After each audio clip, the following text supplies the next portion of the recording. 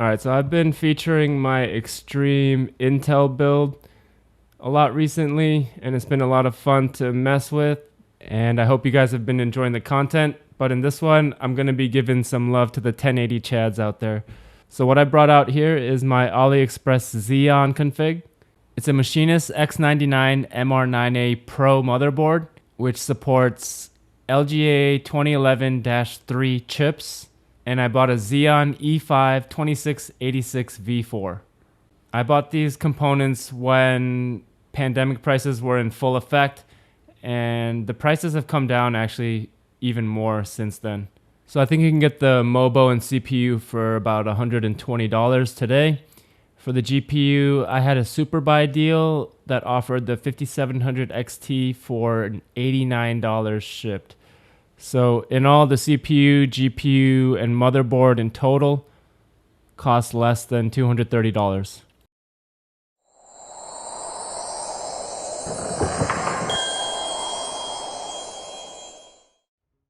So while I love building extreme configs like my Intel Cryoraptor, where I just max out the components just to see what we're capable of with the best hardware, I'm also interested in finding the diamonds in the rough, the stuff that you can get affordably and also be in a top tier for performance or a very high performance to price ratio. This is the reason the 5800X3D is featured so much on my channel. I believe its price to performance and level of performance objectively, it's never going to be matched again. It was an anomaly. I think they discovered a technology that kind of boosted them to a new level. And again, I don't believe that level of price to performance will ever be matched again.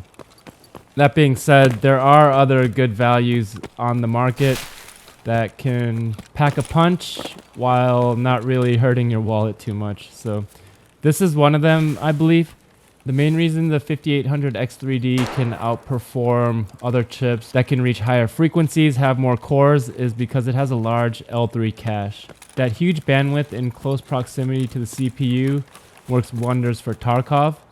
As I was going through the list of cheap available Xeons on Aliexpress, I also cross-checked it against which ones have the most L3 cache on this Xeon wiki page. The 2686V4 happens to be an OEM CPU, which means companies were buying them in bulk and then selling them for cents on the dollar when they're done using them. So there happens to be a lot of 2686V4s available for very cheap prices, around $30 to $40 US. So I did get my 5700 XT for about $90 during a flash sale on Aliexpress. So you're not going to see that every day, but if you keep hawking the site, every once in a while they'll offer you these amazing deals in the super deals category. So it doesn't come up every day for me, but I have seen it come up multiple times. So for maybe $300 to $400 total, depending on how thrifty and resourceful you are, you can build this rig and get close to 60 FPS on Lighthouse in 1080 low. I think that's pretty good. It's pretty much matching like the ROG Ally for performance almost. Maybe it's even a little ahead. For a chip that was released in 2016, it's not bad. And this was fun to see. So I'm going to drop off here. I hope this was helpful, informative, or entertaining in some way. As always, thanks for joining me, and I will see you in the next one.